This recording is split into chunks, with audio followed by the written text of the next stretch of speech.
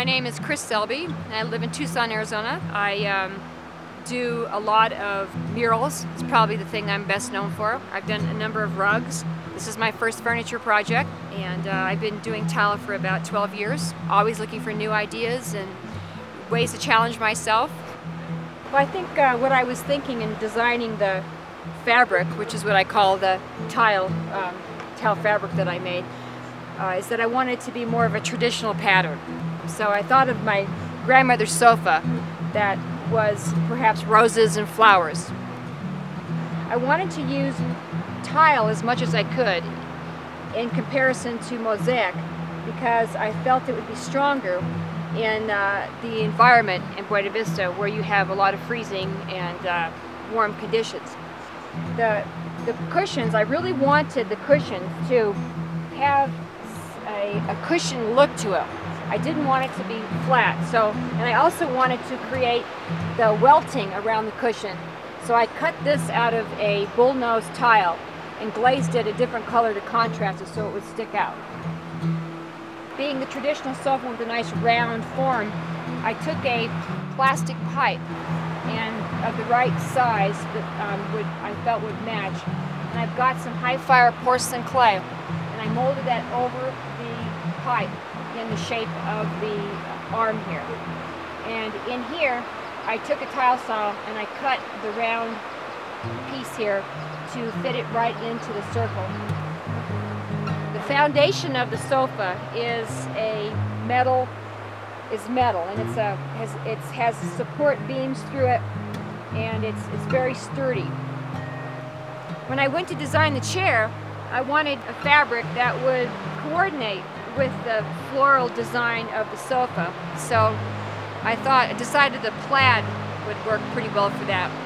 And the welder created these nice little claw feet on here that make it more of a traditional dial than a straighter, more modern foot might. And there again, I used the flat tile as much as I could because I could use the high fire porcelain tile. But as you can see, it was kind of tricky when we were setting the tile because it quickly became obvious that I had to match the plaid. So we had to carry the color and the lines around all the way around the chair so the plaid design was not interrupted.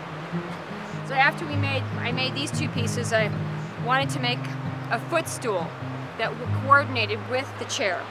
And I had the welder also create the claw feet on the bottom of this footstool here to coordinate with the chair. And here, because the angle of the cushion, I mean, I could have made it flat, but that would have made it a little more boring. So the angle of the cushion here made it necessary to do a mosaic to cover that space. And there again, I took the contrasting trim tile around it to create, to make it look more like a cushion. So to tie the three pieces together, I wanted to do a rug, and I've done several rugs before, and I think that they're very fun to do, very colorful. And I used a quarry tile that has actually sanded texture in the bottom.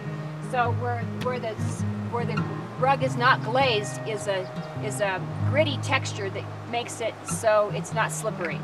I had fun designing the fringe on the end and making it sort of not be exactly straight, but sort of intertwined and natural, like you might see at your home. And I did a border around it, and then created a sort of a Turkish design, thinking about color and how the color would contrast with the tile.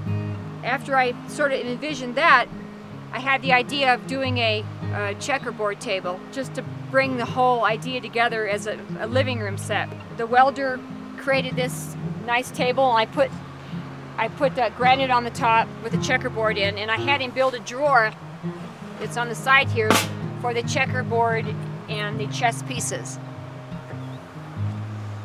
And then last but not least is the lamp. I thought that the lamp would just make it seem more authentic. So I designed a lamp that was more traditional versus something that was more modern to tie in with it, and decided that the beads would twinkle in the light and just add a lot of color. And then I found out that we were able to actually light the lamp with city lights. So the lamp comes on at night when the park lights come on and just casts a beautiful light over the living room set. I made this in Tucson and brought it up in a trailer to Buena Vista. Katie and Jed and their friends created this beautiful little patio here. They planted the trees and created a beautiful little spot for it that overlooks the river. And I think they did a really great job.